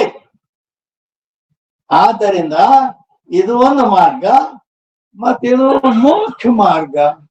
ಗುರುಗಳಲ್ಲಿ ಹೋಗಿ ಶ್ರವಣ ಮಾಡು, ಮನನ ಮಾಡು, ನಿಧಿಧ್ಯಾಸನ ಮಾಡಿ ಧ್ಯಾನ ಮಾಡ್ಕೊಂಡೆ ಅಂದ್ರೆ ನಿನಗ ಮುಕ್ತಿ ಆಗ್ತೈತಿ. ಇದು ಹಿತಕರ ಜನ್ಮ ಮರಣ ದುಃಖ ರಹಿತನನ್ನಾಗಿ ಮಾಡ್ತದೆ. ಅದು ಪುನಃ ಪುನಃ ಜನ್ಮ ಮರಣವನ್ನೇ ಕೊಡ್ತದೆ. ಈ ರೀತಿ ಎರಡು ಅದ್ರ ಕರ್ಮಕಾಂಡ ದುಃಖಕ್ಕೆ ಕಾರಣ ಆಗ್ತದ, ಜ್ಞಾನ ಕಾಂಡ ಸುಖಕ್ಕೆ ಕಾರಣ ಆಗ್ತದೆ. ಈ ರೀತಿ ವೇದದಲ್ಲಿ ಎರಡು ವಾಕ್ಯಗಳದಾವು ಅಂತ ಹೇಳಿ बहिर्मुख पुरुषन की प्रवृत्ति करावे, दूसरे कर्म के फल को अनित्य बोध के करके पुरुष की निवृत्ति करावे. ಮತ್ತೊಂದು ಅದೇ ವೇದದಲ್ಲಿ ಅದ. ಅದು ಪುರುಷನನ್ನು ಆ ಕರ್ಮದಲ್ಲಿ ಅದು ಏನ್ ಮಾಡ್ತದಂದ್ರ ಅನಿತ್ಯ ಬೋಧ ಮಾಡ್ತದೆ. ಅದೇ ಮುಂಡಕೋಪನಿಷತ್ತಿನಲ್ಲಿ ಅಥರ್ವಣ ವೇದದ ಮುಂಡಕೋಪನಿಷತ್ತಿನಲ್ಲಿ ಒಂದು ವಾಕ್ಯ ಬರ್ತದೆ. ಏನಂತ ಬರ್ತದೆ?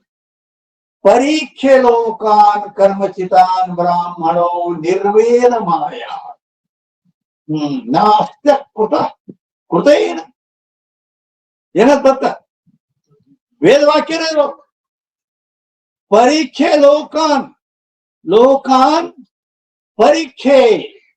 ಈ ಸ್ವರ್ಗಲೋಕ ಆಗಲಿ ಬ್ರಹ್ಮಲೋಕ ಆಗಲಿ ಯಾವ ವೈಕುಂಠ ಶಿವಲೋಕ ಯಾವುದೇ ಇರ್ಲಿ, ಈ ಲೋಕಾಂತರಗಳಿದಾವಲ್ಲ ಪರೀಕ್ಷೆ. ಪರೀಕ್ಷೆ ಲೋಕಾನ್ ಕರ್ಮಚಿತಾನ್ ಲೋಕಾನ್ ಪರೀಕ್ಷೆ. ಈಗ ಅನ್ವಯ ಕರ್ಮರಚಿತವಾದ ಈ ಲೋಕಗಳನ್ನು ವೇದ ಹೇಳಿದಾಗ್ಯಾದ್ರೂ ಕೂಡ ಅದನ್ನ ನೀ ಪರೀಕ್ಷೆ ಮಾಡು. ಗರಗನ ಬಾಯಿ ಬೀಳಕ್ ಹೋಗಬೇಡ. ಪರೀಕ್ಷೆ ಲೋಕಾನ್ ಕರ್ಮಚಿತಾನ್ ಬ್ರಾಹ್ಮಣು ನಿರ್ವೇದಂ ಆಯಾತಂದ್ರ ವೈರಾಗ್ಯವನ್ನು ತಾಳು. ಯಾಕ ಅದು ಭೋಗ. ಸ್ವರ್ಗ ಲೋಕಾದಿಗಳಲ್ಲಿ ರಂಭ ತಿಲೋತ್ತಮ ಮೊದಲಾಗಲಿ ಭೋಗಗಳನ್ನ ಹೋಗುತ್ತದೆ. ಆ ಕಡೆ ಅಷ್ಟೇ ಮಾಡಿದ ನಿರ್ವೇದಂ ಆಯ ನಾಸ್ತ್ಯ ಕೃತ ಕೃತೇನ ಕೃತೇನ ಅಕೃತಃ ನಾಸ್ತಿ.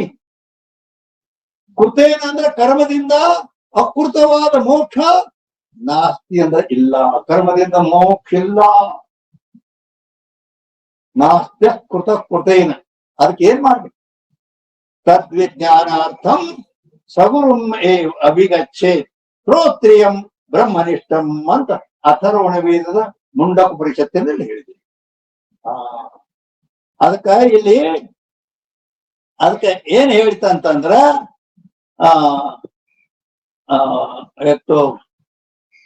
ದೂಸರೆ ಏನ ಎರಡನೇ ಕರ್ಮದ ಫಲವನ್ನು ಅನಿತ್ಯ ಬೋಧ ಮಾಡಿ ಪುರುಷನನ್ನು ನಿವೃತ್ತಿ ಮಾಡ್ತದ ಬಂದದಿಲ್ಲ ಅಲ್ಲಿ ಎರಡನೇ ನಂಬರ್ದಾಗ. ಅದಕ್ಕೆ ನಾನು ಮುಂಡಕೋಪನಿಷತ್ತಿನ ಪ್ರಮಾಣ ಕೊಟ್ಟೇನೆ. ಪರೀಕ್ಷೆ ಲೋಕಾನ್ ಕರ್ಮಚಿತಾನ್ ಬ್ರಾಹ್ಮಣೋ ನಿರ್ವೇದ ಮಾಯಾ ನಾಸ್ತ್ಯ ಕೃತ ಕೃತೇನ ತದ್ವಿಜ್ಞಾನಾರ್ಥಂ ಸಗುರುಂ ಏವ ಅಭಿಗಚ್ಚೇತ್ ಶ್ರೋತ್ರಿಯಂ ಬ್ರಹ್ಮನಿಷ್ಠಂ. ಶ್ರೋತ್ರಿಯ ಬ್ರಹ್ಮನಿಷ್ಠವಾದ ಗುರುವಿನಲ್ಲಿ ಹೋಗು. ಈ ಲೋಕಾಂತರಗಳೇನದಾವಲ್ಲ ಸ್ವರ್ಗಲೋಕ ಬ್ರಹ್ಮಲೋಕ ಆಯಾ ಲೋಕಗಳು ಅವು ಪರೀಕ್ಷೆ. ಇವು ಕರ್ಮಚಿತಾನ್ ಲೋಕಾನ್ ಪರೀಕ್ಷೆ. ಕರ್ಮರಚಿತವಾದ ಲೋಕ ಇವು.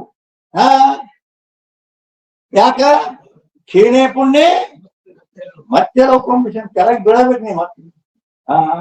ಆದ್ರಿಂದ ಅದ ಕಡೆ ಹೋಗ್ಬೇಡ ಅಂತೇಳಿ ಎರಡನೇ ನಂಬರ್ ಕರ್ಮದ ಫಲವನ್ನು ಅನಿತ್ಯ ಅಂತ ಬೋಧ ಮಾಡ್ತಕ್ಕಂತ ವಾಕ್ಯಗಳದಾವಂದ್ರ ಅದಕ್ಕೆ ಮುಂಡಕೋಪನಿಷತ್ತಿನ ಪ್ರಮಾಣ ಕೊಟ್ಟೆನ. ಆದ್ದರಿಂದ ಕರ್ಕೆ ಪುರುಷ ಕಿ ಪ್ರವೃತ್ತಿ ನಿವೃತ್ತಿ ಕರಾವೆ. ಅದಕ್ಕೆ ಪುರುಷನಲ್ಲಿ ಬೇಡ, ಆ ಕಡೆ ಹೋಗ್ಬೇಡ, ಸ್ವರ್ಗದ ಆಸೆ ಮಾಡಕ್ ಹೋಗ್ಬೇಡ ಅಂತ ಹೇಳಿ ನಿವೃತ್ತಿ ಮಾಡ್ತದೆ. ತಿನ್ನು ವಾಕ್ಯನಕ 338ನೇ ಅಂಕ. ಎಲ್ಲಿದ್ದೇನೆ? 338ನೇ ಅಂಕದಲ್ಲಿದ್ದೇನೆ. ವೇದ ವ್ಯಾಸನೆ ವಿಭಾಗ ಕರ್ಕೆ ಸೂತ್ರನಸೆ ಏ ಬೋಧನ್ ಕಿಯ. ವೇದ ವ್ಯಾಸರು ಏನ್ ಮಾಡಿದ್ರಪ್ಪ ಅಂತಂದ್ರ ವಿಭಾಗ ಮಾಡಿ, ಮುಳ್ಳಿನ ಕಂಟಿ ಇದ್ದದ್ದು ಬ್ಯಾರೆ, ಕಮಲದ ಹೂಗಳಿದ್ದದ್ದು ಬ್ಯಾರೆ. ಈ ರೀತಿ ಸೂತ್ರನಸೆ, ಸೂತ್ರ ಅಂದ್ರ ಆ ದಾರದ ಜಾಳಗಿ ಮಾಡಿ ಅದಕ್ಕ ಅದು ಸೂತ್ರ. ಇನ್ನೂ ಒಂದು ಅರ್ಥ ಸೂತ್ರಕ್ಕ ಇಲ್ಲಿ ಅರ್ಥ ಏನಂದ್ರ ಬ್ರಹ್ಮಸೂತ್ರ ಅಂತನೂ ಅರ್ಥ ಆಗ್ತದ. ಯಾಕಂದ್ರ ಅಲ್ಲಿ ಆ ಬ್ರಹ್ಮಸೂತ್ರದ 4 ಅಧ್ಯಾಯಗಳಲ್ಲಿ ಮೊದಲನೇದ್ದು ಸಮನ್ವಯ ಅಧ್ಯಾಯ. ಎಲ್ಲೆಲ್ಲಿ ವಿರೋಧ ಬರ್ತದ ಸಮನ್ವಯ ಅಧ್ಯಾಯ.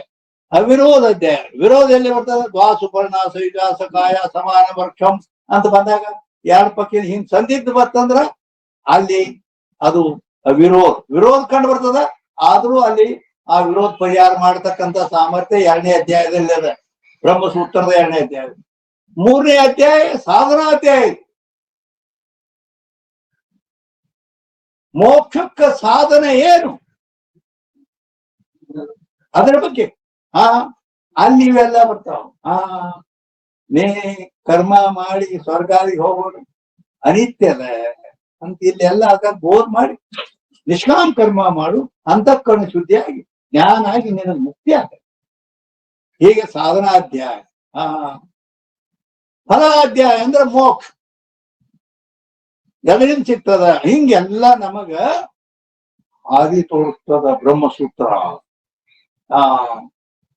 ಅದಕ್ಕಾಗಿ ಇಲ್ಲಿ ಏನೈತಿ ಅಂದ್ರ ವೇದವ್ಯಾಸರೇ ರಚಿಸಿದ ಸೂತ್ರ ಅಂದ್ರ ಬ್ರಹ್ಮಸೂತ್ರದಲ್ಲಿ ಇದೆಲ್ಲ ಇದೆ. ನಾವು ಸಾಧನ ಅಂದ್ರ ಯಾವ ಸಾಧನದಿಂದ ಏನಾಗ್ತದೆ ಅಂತ ಹಿಂಗೆಲ್ಲ ಪ್ರತಿಯೊಂದು. ಈಗ ನಾವು ಕರ್ಮ ಮಾಡಬೇಕು, ಹೌದಿಲ್ಲ? ಕರ್ಮ ಮಾಡ್ತೀವಿ. ಕರ್ಮ ಮಾಡಿ ಫಲದ ಅಪೇಕ್ಷೆ ಮಾಡಿದ್ವಿ ಅಂದ್ರ ಆ ಲೋಕಾಂತರ ಪ್ರಾಪ್ತಿ ಆಗ್ತದೆ. ಅದಕ್ಕೆ ಅಲ್ಲಿ ಏನ್ ಹೇಳ್ತಾರೆ? ಫಲದ ಅಪೇಕ್ಷೆ ಮಾಡಬೇಡ, ಅದನ್ನ ನಿಷ್ಕಾಮ ಮಾಡ. ಯಾವ ಆಸೆ ಅಪೇಕ್ಷಾ ಫಲದ ಅಪೇಕ್ಷೆ ಮಾಡಬೇಡ ಅಂದ್ರೆ ಏನಾಗದೆ? ಅಂತಃಕರಣ ಶುದ್ಧ ಆಗತ್ತೆ. ಮಲದೋಷ ಎಲ್ಲ ನಿವೃತ್ತಿ ಆಗ್ತದೆ. ಅಲ್ಲಿ ಸತ್ವಾತ್ಮ ಜಾಯತೆ ಜ್ಞಾನ. ಆ ಶುದ್ಧ ಅಂತಃಕರಣದಲ್ಲಿ ಆತ್ಮಜ್ಞಾನವಾಗುತ್ತದೆ. ಜ್ಞಾನ ದೇವತು ಕೈವಲ್ಯ, ಜ್ಞಾನದಿಂದ ಮುಕ್ತಿ ಆಕತಿ. ಈ ರೀತಿ ಆ ಬ್ರಹ್ಮ ಸೂತ್ರದ ಸೂತ್ರ ಹೇಳ್ಕತ್ತಾರ. ಅದ್ರ ಲಕ್ಷಣ ಅಂದ್ರೆ ಪ್ರತಿಯೊಂದಕ್ಕೆ ಲಕ್ಷಣೇನ ಈ ಸೂತ್ರ ಬರ್ತಾ ಇಲ್ಲ, ಐತೆಲ್ಲ ಸೂತ್ರ. ಅದಕ್ಕ ಅಲ್ಲಿ ಸೂತ್ರ ಅಂತಂದ್ರ ಸೂತ್ರದ ಲಕ್ಷಣ ಏನು ಅಂತ ಕೇಳಿದರೆ ಅಲ್ಪಾಕ್ಷರಮ ಸಂದಿಗ್ಧಂ ಸಾರವದ್ ವಿಶ್ವತೋ ಮುಖಂ ಅಸ್ತೋಭಮನವದ್ಯಂಚ ಸೂತ್ರಂ ಸೂತ್ರವಿದೋ ವಿದುಹು. ಸೂತ್ರದ ಲಕ್ಷಣ ಅಂದ್ರೇನು? ಸೂತ್ರ ತಿಳ್ಕಂತಾರ ಅಂತ ಕೇಳಿದ್ರೆ ಅಲ್ಪಾಕ್ಷರಮ ಸಂದಿಗ್ಧಂ. ಅಲ್ಪಾಕ್ಷರ ಅಂದ್ರ ಅಕ್ಷರ ಸ್ವಲ್ಪ ಇರಬೇಕು. ಇಷ್ಟ ಅದ್ಯಾಂಗ ಇಷ್ಟ ಇರ್ತೈತಿ ಅಂದ್ರ ಅಥಾತೋ ಬ್ರಹ್ಮ ಜಿಜ್ಞಾಸ. ಇದು ಮೊದಲನೇ ಸೂತ್ರ. ಇದ್ರ ಮ್ಯಾಲೆ 1 ತಿಂಗಳ ತನ ಹೇಳ್ಬೇಕು. ಇದ್ರ ಮ್ಯಾಲೆ ಶಾಸ್ತ್ರ ಅಥಾತೋ ಬ್ರಹ್ಮ ಜಿಜ್ಞಾಸ ಇಟ್ಟ ಐತಿ. ಅದ್ರಾಗ ಅರ್ಥ ಎಷ್ಟೈತೆ ಅಂದ್ರೆ 1 ತಿಂಗಳ ತನಕ ಪ್ರವಚನ ಮಾಡಿ ಬರೀ ಅಷ್ಟ್ರ ಮೇಲೆ ಬೇಡ. 2ನೇ ಸೂತ್ರ ಜನ್ಮಾದ್ಯಸ್ಯ ಯತಃ. 2ನೇ ಸೂತ್ರ ಏನ? ಜನ್ಮಾದ್ಯಸ್ಯ ಯತಃ. ಅಸ್ಯ ಜನ್ಮಾದಿ ಯತ ಅದನ್ನ ಅನ್ವಯ ಮಾಡಿಕೊಂಡು, ಅಸ್ಯ ಅಂದ್ರ ಜಗತ್ತಿನ, ಜನ್ಮಾದಿ ಅಂದ್ರ ಉತ್ಪತ್ತಿ ಸ್ಥಿತಿ ಪ್ರಳಯಗಳು, ಯತಃ ಅಂದ್ರೆ ಯಾವುದರಿಂದ, ಈ ಜಗತ್ತಿನ ಉತ್ಪತ್ತಿ ಸ್ಥಿತಿ ಪ್ರಳಯಗಳು ಯಾವುದರಿಂದ ಆಗುತ್ತವೆ ಅಂತ ಇಟ್ಟ ಐತ.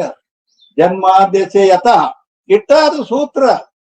ಎರಡನೇ ಸೂತ್ರ ಇದು, ಬ್ರಹ್ಮಸೂತ್ರದ ಎರಡನೇ ಸೂತ್ರ. ಅಂದ್ರ ಈ ಜಗತ್ತಿಗೆ ಕಾರಣ. ಜಗತ್ ಹೆಂಗ್ ಹುಟ್ಟಿತು, ಯಾರಿಂದ ಹುಟ್ಟಿತು, ಇದಕ್ಕ ವಾದಿಗಳು ಬಹಳ ಅದ. ಕೆಲವರು ಪರಮಾಣುವಾದಿಗಳಂತಾರ, ಪರಮಾಣುಗಳಿಂದ ಜಗತ್ತು ಹುಟ್ಟಿತು.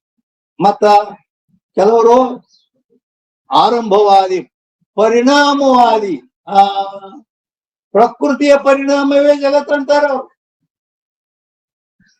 ಅದಾವು ಎಲ್ಲವೂ ಜಡ ಅದಾವು. ಪ್ರಕೃತಿ ಆಗ್ಲಿ ಆ ಪರಮಾಣುಗಳಾಗ್ಲಿ ಜಡ. ಜಡದಿಂದ ಈ ಜಗತ್ ಹುಟ್ಟಿಲ್ಲ. ಚೇತನ ಸ್ವರೂಪನಾದ ಆ ಪರಮಾತ್ಮ ಈಶ್ವರನಿಂದ ಈ ಜಗತ್ ಹುಟ್ಟಿದೆ ಅಂತೇಳಿ ಅದಕ್ಕೆ ಈ ಕಡೆ ಚೇತನ ಕಡೆ ತಗೊಂಡ್ ಬರ್ತಾರ. ಪರಮಾತ್ಮ ಹುಟ್ಟಾನೆ ಈ ಜಗತ್ನ ಅಂತೇಳಿ ಈ ರೀತಿ. ಆದ್ದರಿಂದ ಇಲ್ಲಿ ಎಲ್ಲಿಗೆ ಬಂತು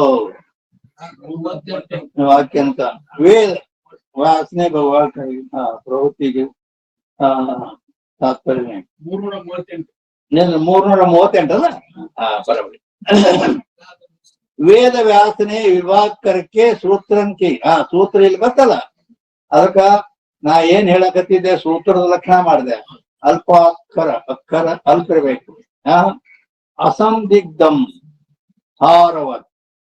ಅರ್ಥ ಲೆಕ್ಕಕ್ಕೆ ಬಾಗಟ್ಟಿರ್ಬೇಕು. ಅಕ್ಷರ ಸ್ವಲ್ಪ ಇರ್ಬೇಕು. ಜನ್ಮಾದ್ಯಸಿ ಅಥ ಇಟ್ಟ. ನೀ ತಿಂಗಳ ತನಕ ಹೇಳಿದ್ರು ಮುಗಿಯಂಗೇ ಇಲ್ಲ. ಅರ್ಥ ಐತ. ಇಷ್ಟು ಅರ್ಥ ಇರ್ಬೇಕು. ಅಲ್ಪ ಅಕ್ಷರ ಸ್ವಲ್ಪ ಇರಬೇಕು, ಅರ್ಥ ಅಪಾರವಾಗಿರ್ಬೇಕು. ಅಲ್ಪ ಅಕ್ಷರ ಸಂದಿಗ್ಧಂ ಸಾರವತ್ ವಿಶ್ವತೋಮುಖಂ. ಈ ಬ್ರಹ್ಮ ಸೂತ್ರ, ಇದು ಸೂತ್ರ ಐತಲ್ಲ, ಈ ಸೂತ್ರ ಬರೇ ನಮ್ಮ ಹುಬ್ಬಳ್ಳಿಯಾಗಲ್ಲ, ಕರ್ನಾಟಕದಾಗಲ್ಲ, ನಮ್ಮ ಭಾರತ ದೇಶದಲ್ಲಿ ಅಷ್ಟೇ ಅಲ್ಲ, ವರ್ಲ್ಡ್ ಸಂಪೂರ್ಣ ಜಗತ್ತಿನಲ್ಲಿ ಪ್ರವೃತ್ತಿ ಐತಿದ್ರು. ಹೆಂಗಿರ್ಬೇಕದು ಆ ಸೂತ್ರ ಅಂದ್ರೆ ಅದ್ರ ಮಾತು ಈ ರೀತಿ.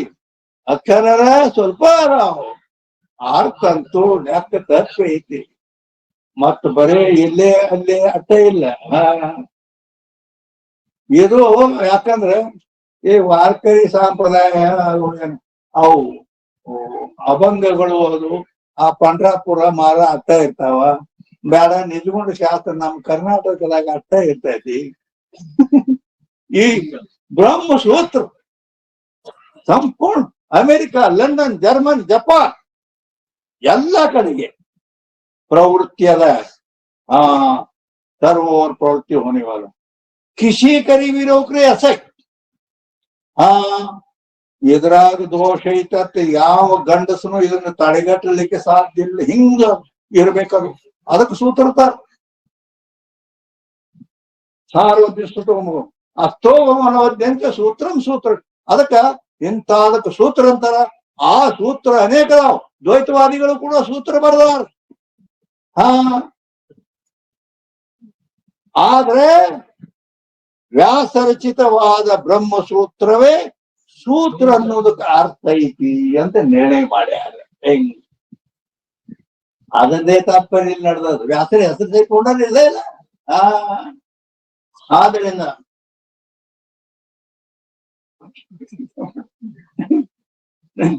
ಟೈಮ್ ಮಾಡಿಗಡ್ತತಿ ಮಾಡಿ